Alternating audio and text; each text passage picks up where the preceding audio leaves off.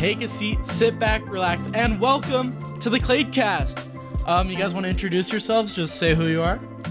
Well, I've been on the podcast before, but if you guys don't recognize me with the haircut, my name is Lincoln. I'm Taylor. I've not been on the podcast before, but I'm stoked to be here. And I am Remy, and I have also not been on the podcast before. So, thank you for coming on. I just thought, we're all having a good time. We're going to hit a nightclub tonight. I'm excited for that. Maybe. Maybe. Maybe for me. Don't give me the maybe bullshit. Okay, maybe. But, we just thought maybe we would record a podcast before, so thank you guys for coming on. Yeah, Happy to be here. Yeah, right before this, I don't know the exact date right now off the top of my head, but there's like a massive storm that's going on, so like we've been watching the waves just go crazy. Yeah.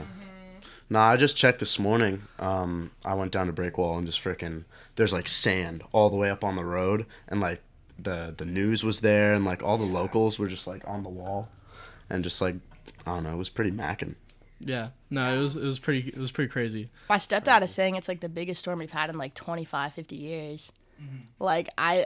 It's crazy to witness. The surf is like gigantic. I've never seen anything like it.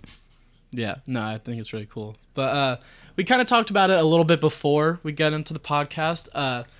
We just thought it would be kind of an interesting topic to talk about, just like psychedelics, because hey, that's a cool thing. We're gonna be like the Joe Rogan podcast, where we talk about just drugs and everything. But Remy, he's really into like spirituality, and he just has like a lot of knowledge of like what psychedelics could do with mental health. So Remy, if you want to just talk about it a little bit. Yeah, so I am currently studying psychedelics in mental health and that kind of overlap, and kind of how we can use these different psychedelics to treat different sorts of mental illnesses. Like, for instance, there are studies that have shown that a single high dose of magic mushrooms, or a series of 2 or 3 high doses in a controlled and supervised setting, can be incredibly helpful in the treatment of major depressive disorder and other related diseases.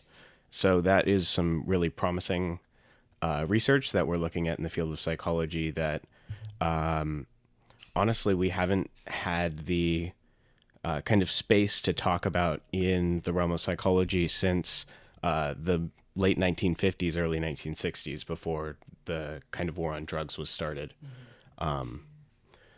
But we are getting a lot of progress in, especially with like the way that these drugs are scheduled and the way that its research is being set up now. I know Oregon just legalized psychedelic mushrooms. There is a dispensary in, I believe, San Francisco, and there are a few dispersed throughout Colorado. So we're seeing a lot of interesting and really promising developments in that sort of space. Yeah. I honestly, I just want to say, like, I would be 100% down to try like magic mushrooms and all that.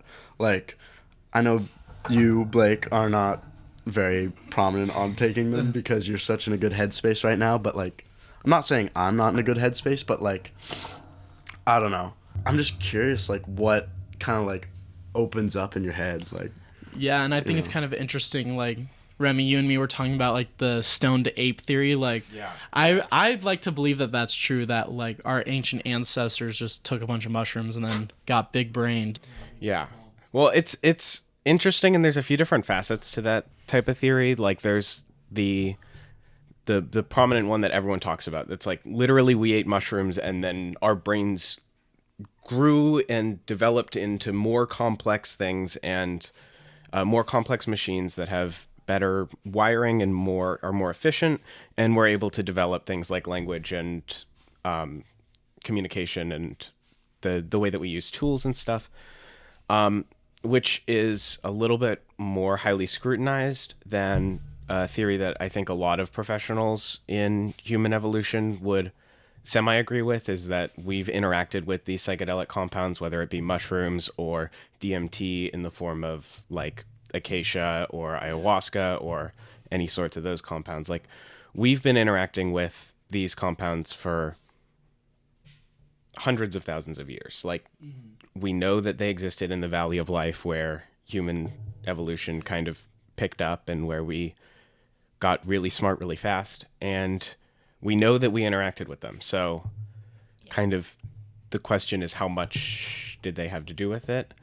That's up for debate, but I think most people would agree that it had something to do with it. So hypothetically speaking, if we fed our pets psychedelic mushrooms, we'd be able to talk to our dogs with evolution and all that. So like, let's say we start breeding dogs with psychedelic mushrooms.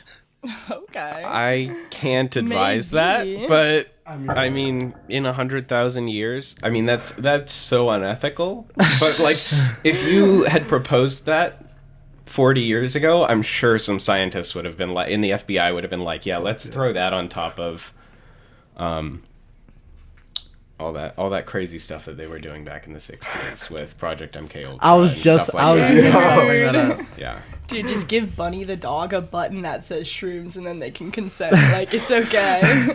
The little buttons that make dogs. Yeah, literally. But Remy, I actually have a question for you about Yeah. how we've been interacting with psychedelics through Yeah. all this time, through history. How do you think that's played a role in religion and spirituality? Do you think there's any connection between psychedelics and those two topics? Well, my personal belief, and I get a lot of flack for this from religious scholars, is that the basic idea that religion has, and this is consistent with a lot of experience of psychedelic users, is that, like, a common thing that you'll hear from psychedelics users is like, if you take enough, you'll see God, or you'll meet God, or you'll be face to face with God.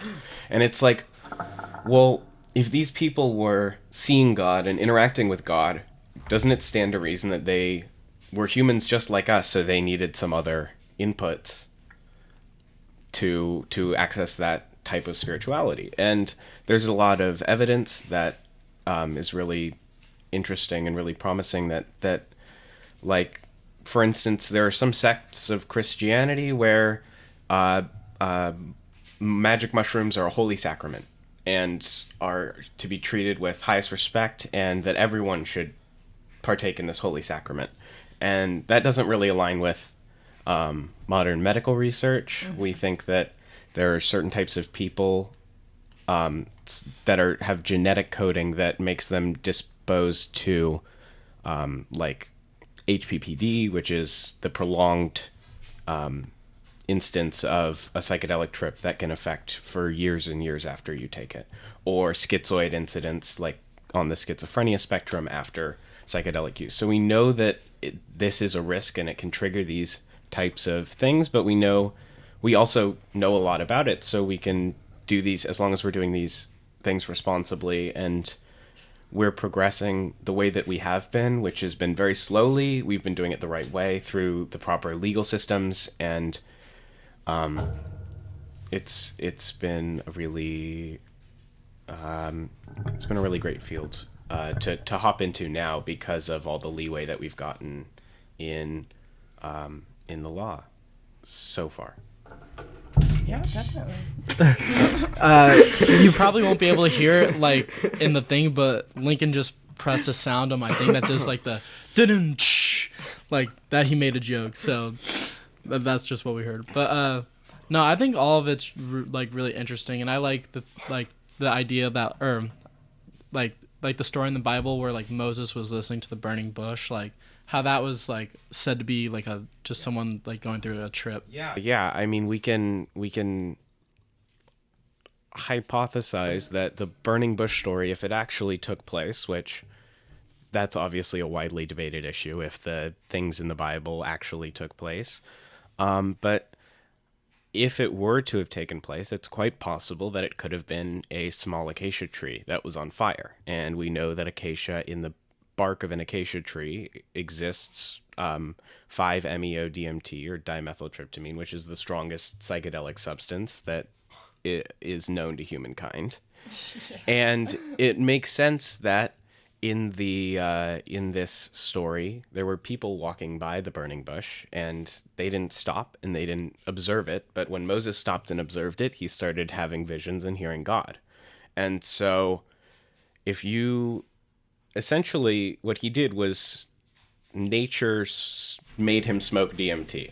Like, How do you know is all my this? hypothesis of that. Well, I've done a lot of study into research. I just took a class last semester at ASU about research of religion in the modern world and how kind of the secular frame that we have for research for the progression of religion, how we separate the religious and the secular, and then we develop the two independently, and then they fall out from each other and they separate and become two opposing factors or factions. We don't see that in other societies that are still maintain religious, what we call embeddedness, or like the amount to which you are interacting with the church or religious authority. So like in Muslim countries, we see a high level of religious embeddedness, and we don't see a strong frame for secularization. So it stands to reason that the amount to which they interact with religion isn't going to drastically decrease like it did in Western society, because they don't have a framework for it like we specifically set up a framework for the secularization and separation of church and state and stuff like that. I know like we're kind of diving into like kind of spirituality, so like I kind of want to hear what everyone's kind of like spiritual ideas of life are. Taylor hasn't jumped in a while, so I'll have Taylor go first. Okay, well, I feel like on the topic of psychedelics and connecting that to spirituality, in my experience talking to people who have done psychedelics, it's kind of like a segue into spiritual thinking, because, you know, I've heard that it's very much like you are connected with everything around you. You are one with the universe and everything that the universe is. Like, it's not necessarily that there's a universe and then there's you. It's that you are the universe. And I think that kind of thinking is very much a product of psychedelic use.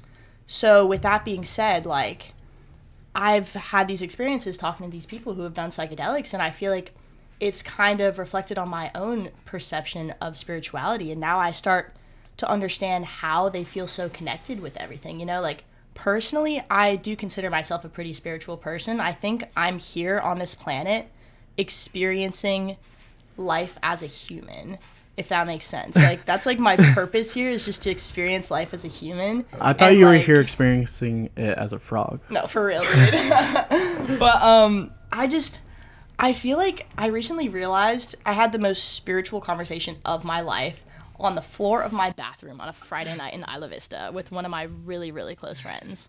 And I realized that I'm a new soul. And I just, like, it was incredible. Like, during this conversation, we were in there for, like, literally, like, an hour and a half just talking and meditating and crying, because everything we were saying just felt so real. And in that moment, like, I was able to distinguish between the ego and the higher self, which is something I've never done before. I know what the ego and higher self are, but in this moment, I realized that my ego is the reason that I've been anxious in the past, but my higher self is this new soul that's put on earth to experience everything, just to experience it, you know, like the highs and lows, all of that comes with it. So after this conversation and after, like, talking to all my friends about, like, their experiences on psychedelics, I feel like I have a pretty good understanding of spirituality, and I really want to continue to explore that and see how it can affect my life. Clap. Mini clap. Or Lincoln, you want to? Yeah.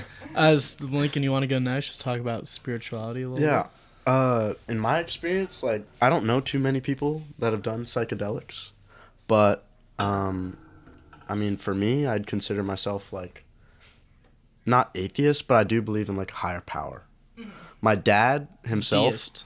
You believe in a god, but you don't. Okay, deist. Deism. But my dad actually, he considers himself Taoist, which is basically, yeah, it's basically like how animals and us human beings and like every living thing is like connected by the universe and everything. Like I haven't done too much like deep dive into Taoism, but like I have like a broad idea about it. But personally, I I believe there's like a higher power.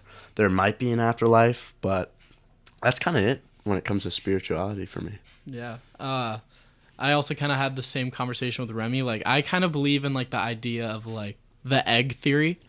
And so I fucking love the egg theory. I feel like I've already told everyone what this is, but I'm going to just say it again for the podcast. But basically, it's kind of like what came first, the chicken or the egg? You know, what came first, you or God? So basically, like, God puts you on the earth as like a soul, but like he could put you like anywhere in history. Like, say, like, I don't know, the first time he ever reincarnates me, I'm like a Roman in ancient history, whatever. And so I go through life, and then I become more enlightened after that life, and then when I die, I meet God again, and then he sends me back. But eventually I'll go through like all the lives of everyone. So my soul is you, I'm Taylor, I'm Remy, I'm everyone. But it's just like different soul going through different stages. All different iterations of the same soul. We're different chapters in the same soul's life. And we're just all doing it over and over again. And eventually, once you become so enlightened, there's no need to be put back, so you just become God. You are God. That's a very spiritual theory right there, because that's exactly, like, that ties into what you were talking about too, Lincoln. Like, what'd you call it? Theism? Taoism? Yeah. Taoism. That ties into Taoism completely, because I feel like we are connected with everything because we're this same soul that's being reincarnated over and over until we become God, you know? Like, it's so fascinating to think about that. And then that just, sorry, I know you want to jump in, but that just kind of makes me think that the people you attract in your life are reflections of these souls that you need to experience, because you are kind of everybody you attract, you know? Like, I feel like in each person you meet, there's a reflection of you. And at that point, it might be something that you need to see and experience. And I just think that's really interesting because, you know, it's just all about the journey as a soul to be reincarnated. Once again, it's about what you can learn in each individual life. Mm-hmm. And, oh, sorry, did you want to? I was just going to say, like, and, like, I watched this thing with Neil deGrasse Tyson where he kind of explained how the universe works. And it kind of made me, like, really feel like it was real, where he said, like, basically, whenever the universe ends, it's going to either end like super cold death of the universe or super hot. But then like eventually like there's a chance where like another big bang can happen.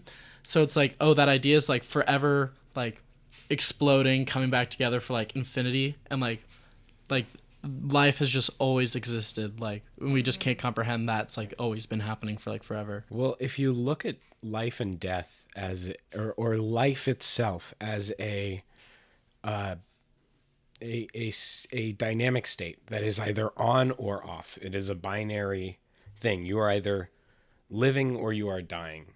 And excuse me, throughout life, you go through multiple stages where you are living and dead. And this is a kind of an old spiritual view. I don't know that it comes from a specific culture or belief system, but essentially at every junction in your life, at every point where there's a major change, for example, when you are a teenager becoming an adult, or when you get married, or when you have kids, there is an aspect of you that's dying and an aspect of you that is being reborn. So when you become an adult, and this may happen for some people never. Some people never grow out of emotional adolescence. But once you grow out of emotional adolescence, you experience an aspect of yourself dying because your inner teenager is growing up into this adult, and that requires a death of a certain aspects of you. That requires the death of, like, I don't know, a lot of teenagers will like be really angsty and hate the world. And I know that's a stereotype, but that certainly described me for the longest time. And now I see, like, within all of this ugliness that is the world that we've done, we're doing some pretty freaking amazing things too. Like, we're for all of the good, there is bad. And I don't know that the good can outweigh the bad, but you have to find the good in the bad. Otherwise, there's no hope. And that's Yeah. Well, in Taoism, this like the I want to say like the symbol, I guess, is the yin and the yang, right? Where there's the bad, there's a bit of good, but where there's good, there's a bit of bad. So that's kind of what I thought was tying into what you were saying. Absolutely, absolutely. And jumping back to what you were saying about the egg theory, in Buddhism, there's a similar concept of where you are reincarnated a bunch of times, and that process is called like the perfection of the soul. And once your soul is perfected, you are no longer reincarnated. Your energy is released into the universe and you move on. There's not really a frame, but one could postulate that the end of Buddhism is you become God or you become a part of God or something like that. And I'm obviously not a Buddhist scholar, so there's a lot of stuff that I definitely am getting wrong here, but the general idea of being able to go through many different iterations of the self is very comforting, but it's also something that we see what I was talking about earlier with off and on. We're going through different iterations of the self within one life. Like humans are dynamic creatures. We're not static creatures. Our brains possess enormous amounts of neuroplasticity, or the ability to restructure and change themselves. Like there are studies of people who had to have half of their brain cut out because they had like really bad seizures. Half their brain was damaged. They had to have half their brain removed, and they were still functioning. And a few years later, they were able to speak and talk and walk and do all of the things that they were able to do prior to this surgery. And we really don't understand the full extent to which our brain is capable of these things, but we know that our brain is very highly capable. And so when people get stuck in these same patterns, they are becoming, they're going against their nature as dynamic beings and becoming static beings. And that at that point at which you stagnate your growth is I think, to me, what depression is. Like that is what mental illness is, or at least what depression is, when you are no longer able to continue your growth. And I think that there are people who think that they are perfectly content in their lives, that they are in their minds, they are happy. They're buttering up this illusion of happiness in their mind, that the things that they do are fulfilling enough to them that that's generating happiness. And if you are stagnant, you cannot be happy. That's my view. I love that perspective, and I've never considered that before, but I think you're right. I think stagnation is the equivalent of depression, because I've experienced something very similar to that. You know, like I was going on this whole like self-growth journey right before I went off to college. Like I was really working on myself and focusing on myself, and I got to the point where I was great. Like I was just doing exactly what I wanted every day. I was just so content. And then one day I woke up and I was like, every day I am so content. What is happening? Like it was almost like, I hate to say it, but like it was like boring. It was like frustrating and not fulfilling, because I just felt like there was no growth going on. I was just still and stagnant. And even in that high, even when I felt like I was doing really good, it felt the same as depression, because I was not growing at all. So it's like, because of that, like my mental health started to deteriorate, because I was like, I'm happy right now, but I'm not actually happy. And now that I'm reflecting on this experience in the context of what you were talking about, it's because I wasn't growing. It's not that I wasn't happy. I was just in a state of stagnation. So I think that's a really interesting thing that that's super cool. And to bring it all back to psychedelia, this is the case for psychedelics, is when you are in that place, when you're stuck and you're stagnant and you think you're content with that stagnation even, you need to switch up something in your life. You need to change something. And so what psychedelics do is they manually change the inputs of your brain. They shake it up. They make it weird. They shake it up. They make it all sorts of crazy things that you never could experience without them. And that is sometimes enough on its own, without anything else, to break the the cycle that is depression, to break these self-destructive patterns that these people get into. And I think that case for psychedelics is really compelling. What was it? I'm just gonna like kind of change it up a little bit. I don't know. We were talking about like future a little bit. I was like thinking, like talking about like future tech and stuff like that, like stuff in the future, but also kind of like with like emotions and stuff. So like I saw this thing online. I don't remember where, but it was like, like there's a chance that we'd be able to send like actual emotions through text. Oh shit. So say like how you send someone an emoji of like a laughing emoji, right?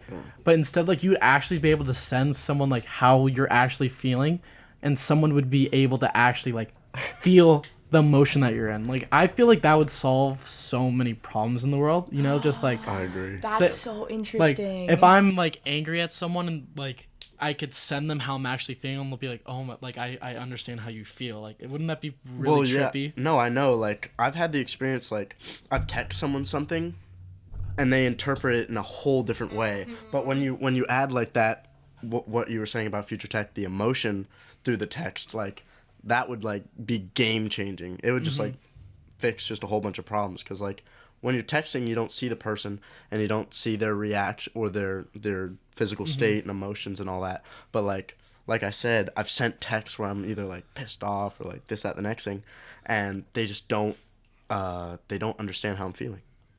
That's really interesting. And there are plenty of linguistic reviews of this that are like, basically body language makes up so much more of what we constitute as language and, for sure. what we constitute as conversation. Like, my body language, my like, I talk with my hands a lot. That adds a lot to the conversation.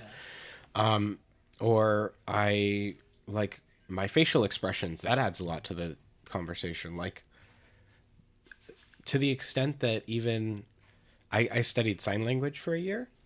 Sign language as a language, it's not just the hand signs. It's also your facial expressions and your body language. And like, it is as complex as spoken language, because there are so many other aspects to language that we just don't even consider when we simplify things to a text or an email or a Snapchat or whatever.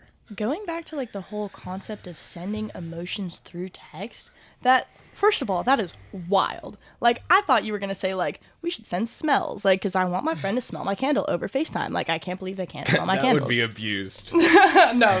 Okay, anyway. Oh my god, I could totally fart into a phone. Yeah, I could totally fart and send it to someone. Oh my god, that'd be so funny. The whole concept of sending your emotions through technology, that had me thinking two things. First of all, that could connect people all across the world, because in long distance relationships, the thing that makes people break up is because they can't really communicate in the way that they do in real life, and they don't have that sense of intimacy that comes with like hanging out with your like significant other and like fucking like cuddling on them and all that shit. Like, you don't have that intimacy over long distances. So if you can send your emotions through text, like, that will connect people all across the world. I'm sure we would start to see like a bunch of different relationships form that honestly never could have. So that's the first thing I thought when you said that. But the second thing is like, what's the point? Like, because I feel like that'd be really cool. It's just, I understand it, but like, it almost defeats the purpose of really seeing who you're talking to and really spending time with them. Because if you're doing all of this through technology, it's like technology almost overpowers genuine human interaction. And I feel like that is something that is horrible. Like, I feel like we should never overpower genuine human interaction. And because of that, I feel like, I don't know, man. I feel like technology should just kind of chill out for a bit. Like, genuine human interaction is way more important. Well, it could almost make it addicting. You also also have to think about how that technology could be weaponized. Like, how it could be hacked. Imagine you're giving a major speech. Like, imagine you're the fucking president of the United States, and someone texts you a hacked code, and you just start coming all over the stage. Dude, that or would something be wild like that. Like, dude, you have to think about that could happen with an emotional chip implant that's releasing all these neural compounds. Dude, imagine like cyber sex. Yes. That would be literal Dude, cyber this is sex. straight up player. What? No, that's literally like fucking like Ready Player One, yeah, Ready that's what I was Player trying to say. Yep. Exactly. Nah, It's there's a lot of danger that comes with, like, I listened to an interview with a futurist, which is someone who makes their career about predicting the future, and he's pretty damn accurate. It was on Simpsons can never. Star Talk, which is Neil deGrasse Tyson's podcast, and he talked about how we're going to eventually reach escape velocity, which is, in terms of human lifespan, we will eventually, based on the progress that we've been making, we've been able to increase human lifespan by a percentage of a year every year that has gone by, right? So, like, say human lifespan has increased 10% this year, so you'll live 10% longer than you would have if you died this year,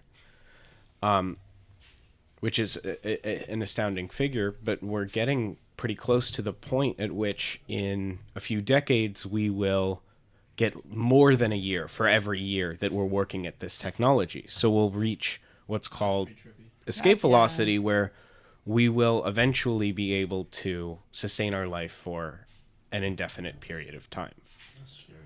I don't think that's a good thing. And I think the whole purpose of life is to die. Like, nothing has any meaning if you're just going to be here forever, you know?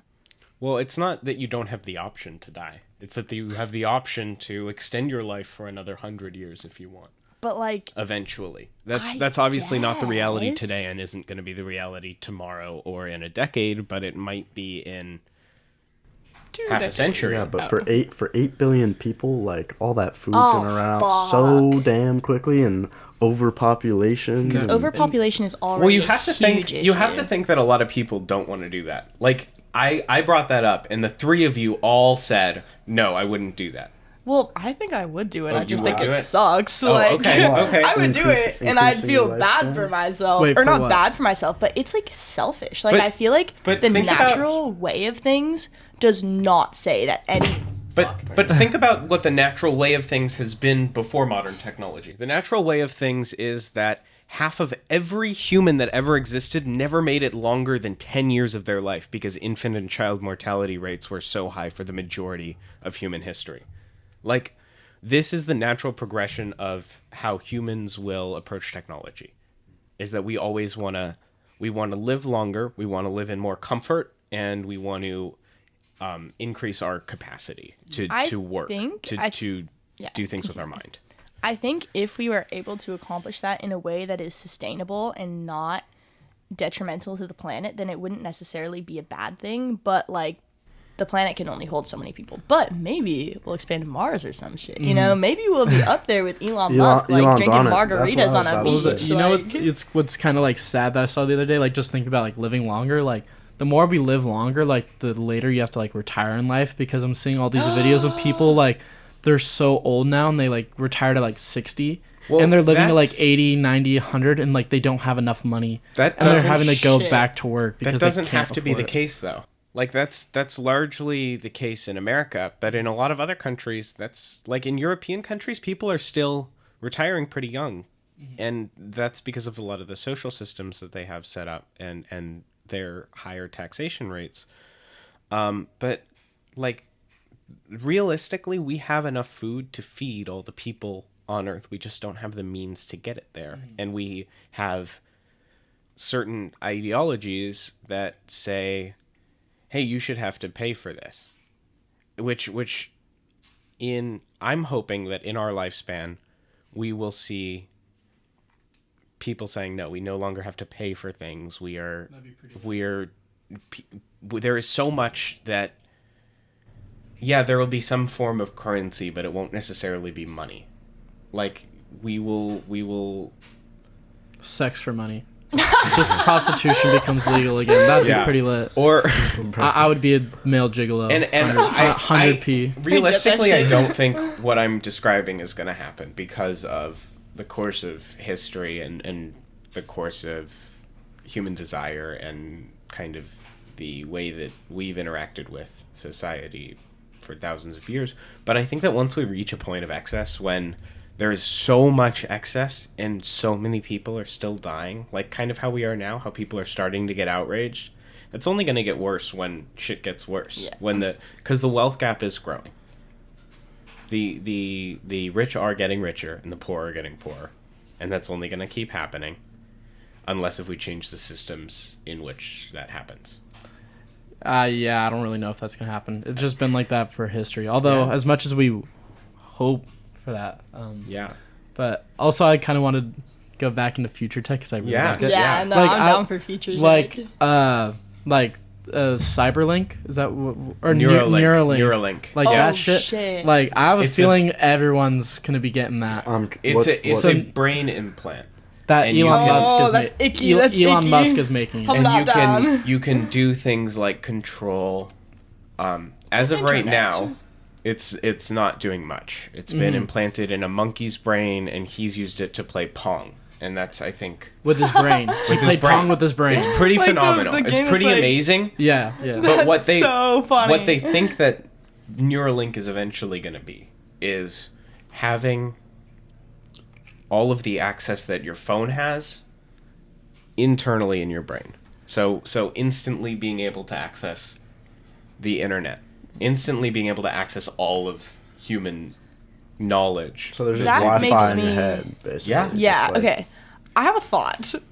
First of all, what the actual fuck? Like, also, like, second, like, so I'm just thinking about Futurama right now. Like, at what point are you still human if you have all of the knowledge of the entire internet in your brain and you're also living for 100 fucking years and you can expand your life? Like, at what point do you go from human to something else? Because I feel like we are pushing what natural is. We're pushing it. In technology like that, it almost pushes it too far. Like, what do you think if you have access to all of that information? How is that going to affect society? How's that going to affect schools and, like, the progression of But think fucking about society? Like, what do you think? That's the same thing that people said when we first got computers, when we first invented the internet. That was the first thing that people said when they had books. Why do we need books when we can tell each other stuff? Right? Real. Like, Let's go back to them. That's people have always been afraid of change, but I think that that's the wonderful thing about the human condition is that we're always able to adapt to the new circumstances that we're put in. Not always, I shouldn't say that. For the most part,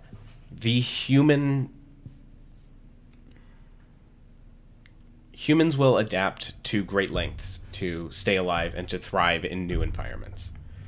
If you put someone in an entirely new environment, it doesn't work. But if you gradually increase the technology along with, like, as long as we're evolving right along with the technology, or we're learning with the technology, I think we'll be able to adapt too.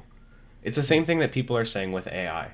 Yeah, I was going to say, let's talk about AI. What happens when AI takes all our jobs? Well, we've been saying that about... We say fuck, and then we walk away. Well, but we said that about machines. How, like, during the Industrial Revolution, there was this paper, I think it was like the New York Times or something, it's one of those big papers that was like, we're rapidly approaching the rate at which machines will outnumber man, and...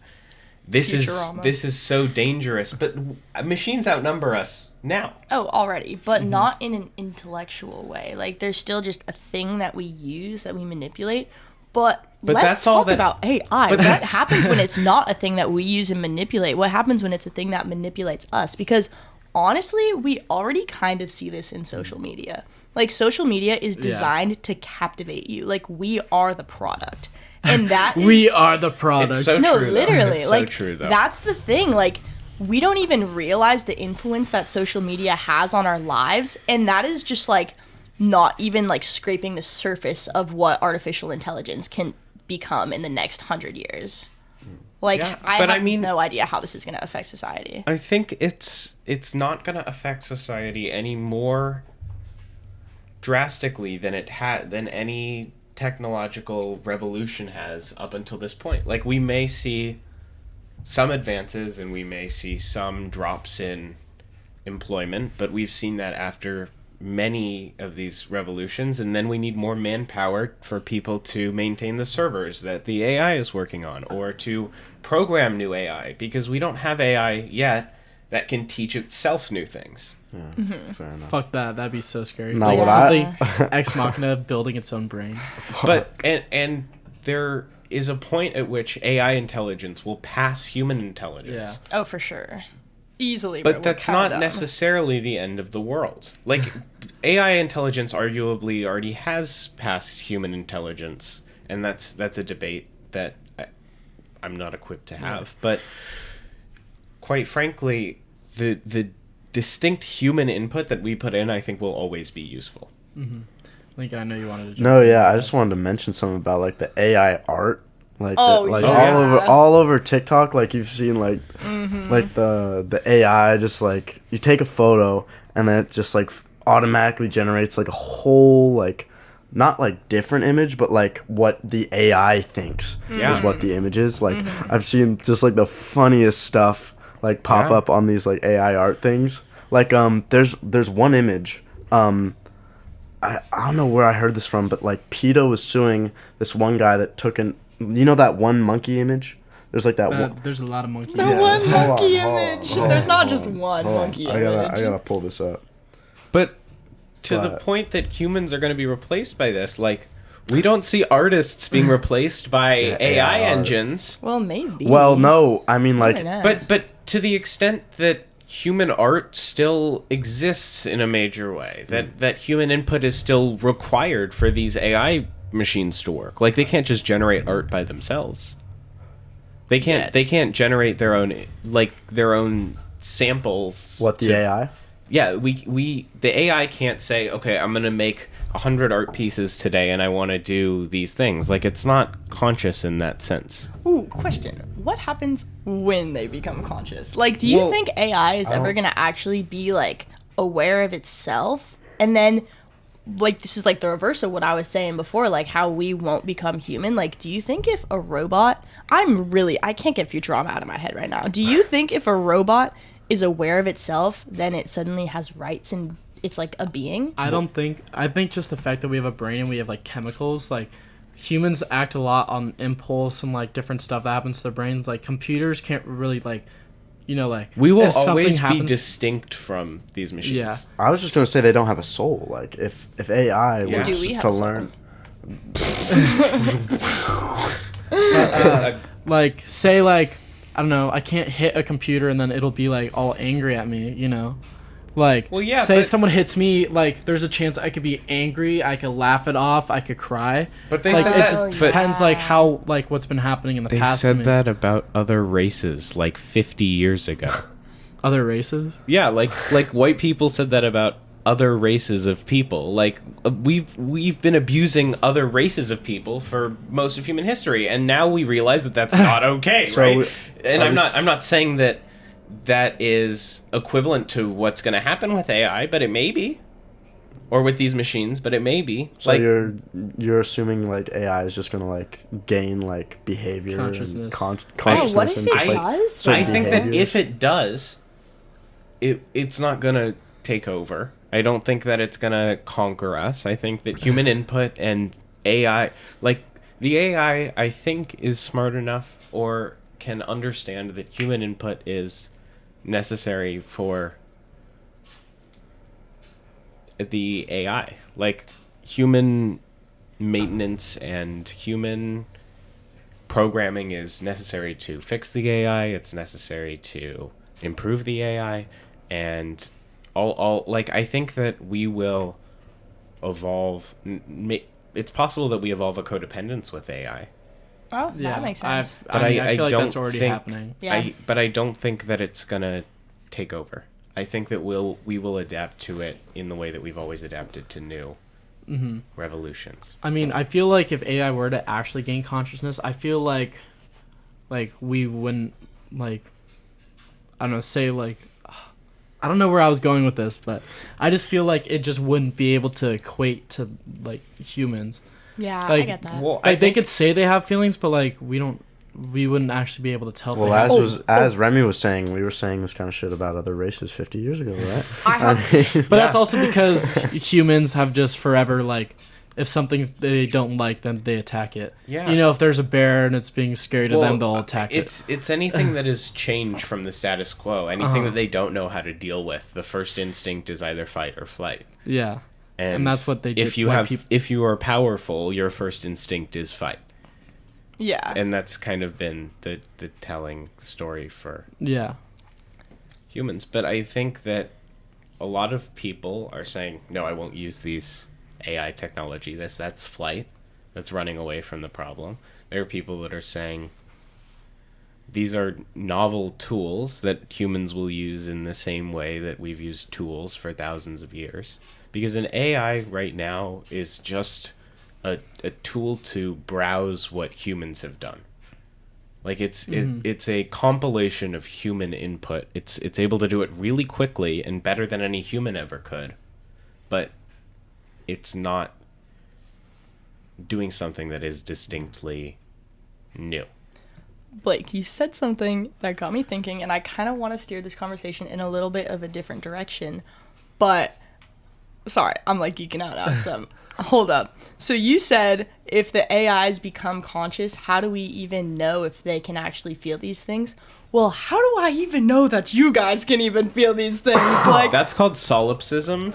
And now, like, no, that's what I'm thinking. Well, okay, that's not what I'm thinking. Simulation. But I like, got something to say about that. I just have like one thought, like AI and the mechanisms of our brain. Like, I wonder if there's any similarities. Like, what if? Okay, let's say hypothetically speaking, this is a simulation. We are just AI. Mm-hmm. Like, what if AI gets to the point where we are now, and like, I don't know. Like, I just feel like the way that our brains work, the chemical impulses is similar to electrical impulses within computers and stuff. Like, I don't know. I just wanted to throw that out there. What were you gonna say, Blake? That's true. I've Simulation. Oh yeah. So Exactly. I had one thing that like totally made me believe that I was in a simulation. Like 100%. I was like, we're in a simulation, but like I don't know if it's. Why don't you share? What is it?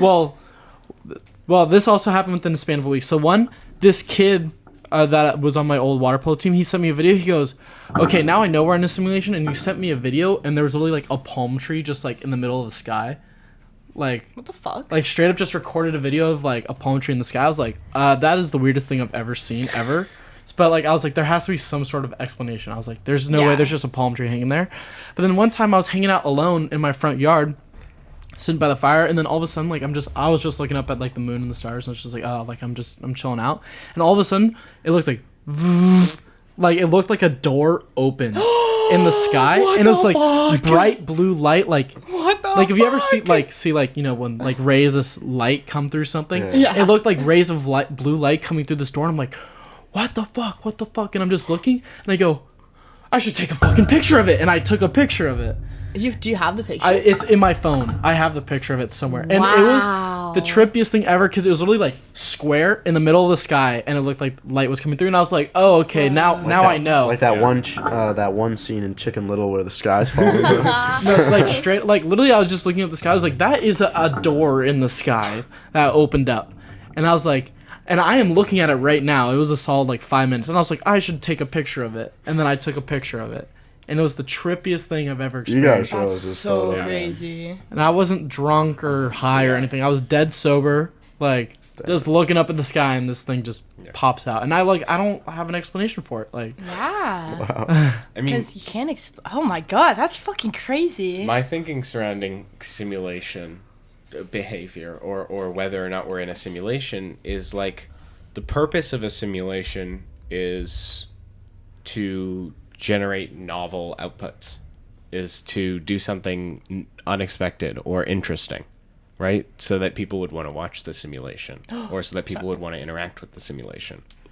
So the way that we can prevent our simulation from being shut off is just by doing what we do best, is just being interesting and doing novel things and continuing to learn and grow and better ourselves as a species, which I think is really promising, and I think that's a really great way to look at it. Like, what were you gonna say about that? I was gonna say, like, I just watched The Truman Show like 2 days ago. Oh, I love that movie. Totally trips me out. Like, the idea of The Truman Show is like, this guy was bought by, like, this literally as a baby was bought by a television company, and they surrounded this whole entire city in like a dome, and his whole entire life, like growing up, he was a TV show. And like they had hidden cameras literally everywhere. Like they said they needed like the budget of like a small government to like do the TV show, and it was the most watched TV show of all time. And like his whole entire life he was in this simulation or like simulation. He was in a fake reality, and his whole entire life was a lie, and everything was set up for him. And just like that whole thing, like imagine if it's like that, like like that or blue have door you seen, you saw have you is seen actually Free Guy? outside. It's so scary. Have any of you seen Free Guy?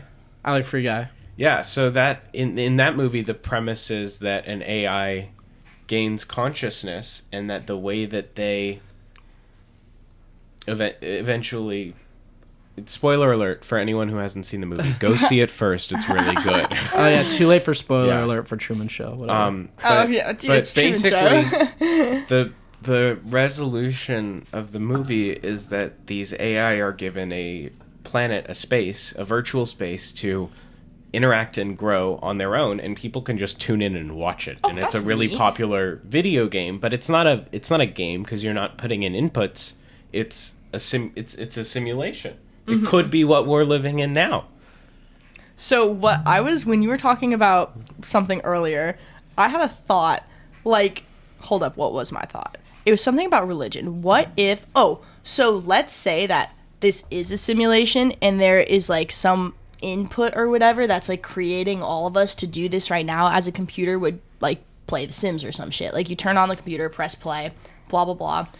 If this is a simulation, that explains religion in the sense that all across humanity since like the beginning of time, people have always found religion and always have found a god in many different shapes and forms. Like the fact that this is like a universal thing across cultures through all of time, like that's not a coincidence, and I don't necessarily know what that means, but it's always fascinated me, and I feel like if this is a simulation, that explains the universality. Fuck, you know what I'm trying to say. Exactly. That it explains like this universal thing as a god, because it's just a fucking simulation, dude. Yeah. But yeah, I saw this thing. I think it was, I don't know if it was Elon Musk or not, but it was like he was saying like, oh yeah, there's like a 50-50 chance for like real or in a simulation. Yeah. Was that Elon Musk? I don't remember exactly what he said. A bunch of people who have said that. But Probably they were like Kanye too. They were like, he was like, listen, he's like, right, like it was either like right now we are the it was like, this is what it is. It's like either we are the universe right now that's gonna create, like, you know, like this game The Sims, like you're either gonna be the one that creates like you're a simulation. Either the Genesis or you are a link in the chain. Yeah, so you are either the one that created the simulation, or you're in the simulation and you're creating another simulation. Like you're either you're one of those. There's a great episode of Rick and Morty about this. So you're one or the other, and that's like that's kind of trippy. Like if like and what are like if we were to create like a simulation, they were fully conscious. Like we created like a game like that, and they are fully conscious. Like what do we do from there? Like how do we treat them? What do we do? Like do we like update the game like with more stuff? Do we just let them be like what would be like the right thing to do? It's like you're creating life. You're literally like if you create life, like what do you do? You know what? That reminds me of a specific song that it's a really deep song. It's like wait, one second. Go ahead. It's this song and it goes, did God personally ordain us?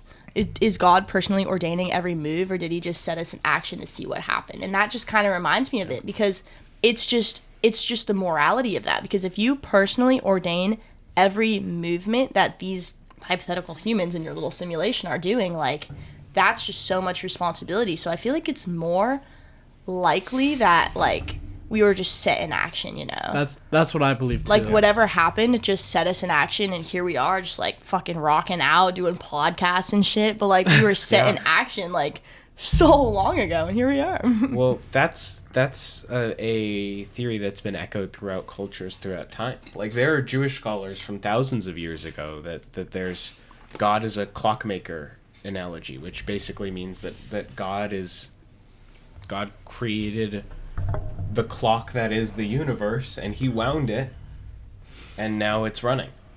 Okay, guys. Well, it's almost been an hour, so I just wanted to say thank you guys so much for coming on the pod.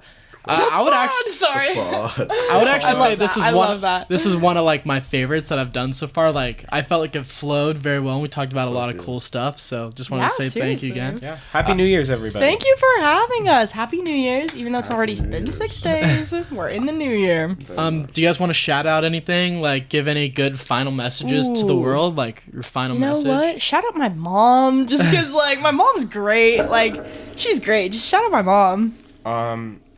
Shout out people who are doing mental health research because they're fucking heroes. Fact. Shout out to Blake for having us. Yeah, shout out to Blake for having us. Oh shit, yeah. Yep. Dude, and, thanks for having us. Shout out for everyone course. that's on like self-care and just like self-improvement. Yeah. I respect that. Shout out to everyone who made it this far. Yeah. I guess my message is just like try to cut out everything negative in your life because there's no reason for negativity. Yeah. Like if something's negative in your life, just like cut it out. Exactly. Gone. Get the fuck out of here. You gotta ghost your problems. On good. Ghost your problems. Or handle them in a mature way, but that works too. Ghosting is the more preferred way. Okay, well, again, thank you guys. For everyone listening or watching, if you could leave some sort of rating, leave a like, leave a comment, do whatever to show your support. Subscribe, you monkeys. Do that too. Thank you guys for coming on. Hope you guys enjoyed, and have a good day. Thank you. Later. Bye. Bye.